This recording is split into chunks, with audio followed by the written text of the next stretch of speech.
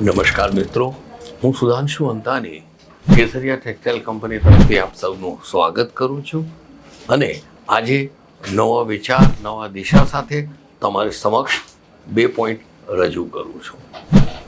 મિત્રો, જીવનમાં અશક્ય કશું જ નથી, બધું જ શક્ય છે. જરૂરત છે તો સાચી વિચાર શ્રેણીની.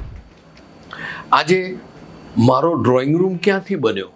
મારું ઘર હતું ત્યારે. મારું ઘર ક્યારે બન્યું? જ્યારે મારો મોહલ્લો હતો ત્યારે. મારો મોહલ્લો ક્યારે બન્યો? જ્યારે મારું શહેર હતું ત્યારે. મારું શહેર ક્યારે બન્યું? જ્યારે મારું રાજ્ય હતું ત્યારે. અને મારું રાજ્ય ક્યારે બન્યું? જ્યારે મારો દેશ હતો ત્યારે. બરોબર ને? આપણે આખા દેશની એક નાની સી ખૂટતી કડી જ છીએ. એવી રીતે આપણે આપણી સફળતા, अपनी उपलब्धियों गणाविए कि मैंने 2023 में ऐसा किया, 2023 में मैंने ऐसा किया, आम કર્યું, તેમ કર્યું, અરે હું ક્યાં હતો ને ક્યાં પહોંચી ગયો. બધું જ બરોબર છે.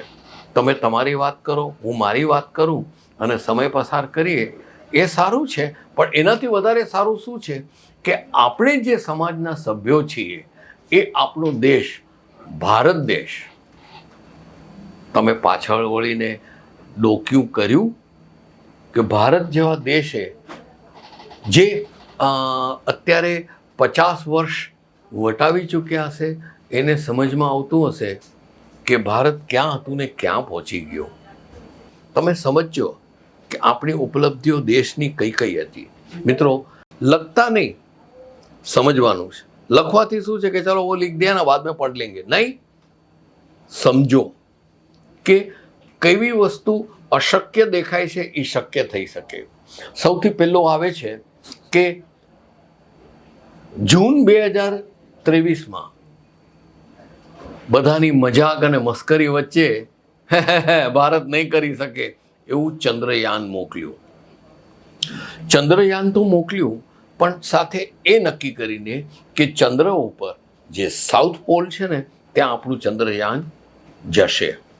તો વધારે હસવા માંડ્યા બધા. ઘરે છોડ ને યાર, અહીંયા મારી ગાડીનું ડિફરન્શિયલ ને ગિયર બોક્સ બરોબર જ ચાલતું, ત્યાં ચંદ્ર પર ક્યાં જવાની વાતું કરો છો? અમેરિકા જેવા, રશિયા જેવા મોટા મોટા દેશો જઈ શકે, આપણા કામ નહીં, આપણે આપણું ઘર સંભાળો, એવી રીતે બધા બોલવાવાળા હતા. પરંતુ 23મી ઓગસ્ટે આપણું ચંદ્રયાન અશક્યને શક્ય કરી બતાવ્યું અને સાઉથ પોલ ઉપર લેન્ડ થયું. દોસ્તો, જાપાન છે, અમેરિકા છે, યુરોપ છે, રશિયા છે, એ બધા જોતા રહી ગયા કે ઓ ભારતને કરકે દિખાયા.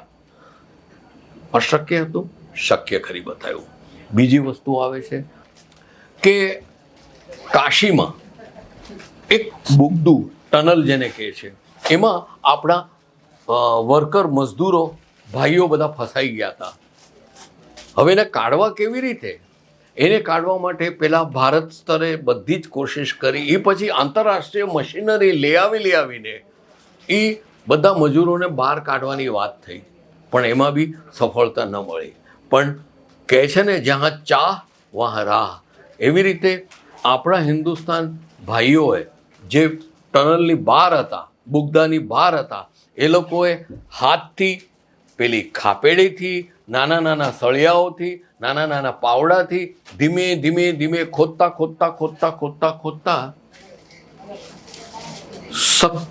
12મી નવેમ્બરે એ બધાને સાજા નરવા બહાર કાઢ્યા. દુનિયા તો જોતી રહી ગઈ કે યાર એ દેશ હૈ ક્યા હૈ. એટલી બધી મોટી ઉપલબ્ધિ. બધાએ આશા મૂકી દીધી હતી કે નહીં, આપણા મજૂરો બચશે નહીં, આપણા ભાઈઓ બધા ચાલ્યા. અને મજાની વાત ક્યાં છે ખબર છે દોસ્તો? જ્યારે 12મી નવેમ્બરે બધા જ મજૂરો બહાર આવ્યા ને, ત્યારે સૌથી પહેલાં મજૂરે આવીને પહેલો પ્રશ્ન એ કર્યો, ઓ ભાઈ સાહેબ, વર્લ્ડ કપને, ભારતને વર્લ્ડ કપ જીતા? This is the spirit. આને કહેવાય ભારતનો જુસ્સો. મિત્રો, આ મુદ્દા મેં તમને કહ્યા ને, એ જ બતાવે છે કે આવી મનોબળવાળા 5 પોઈન્ટને हमें जीना सिखा दिया. આપને જીવતા શીખી દીધું કે નહીં, આપણે મોટિવેટ થઈ છીએ તો રિઝલ્ટ કેવું આવે છે જો આ રહ્યું, એકદમ સામે અરીસો જ હતો. બસ દોસ્તો, આજનો વિડીયોમાં હું એટલું જ કહીશ.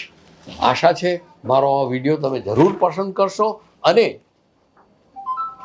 ભારત માતા કી જય, વંદે માતરમ જરૂર બોલશો. ત્યાં સુધી રજા લો.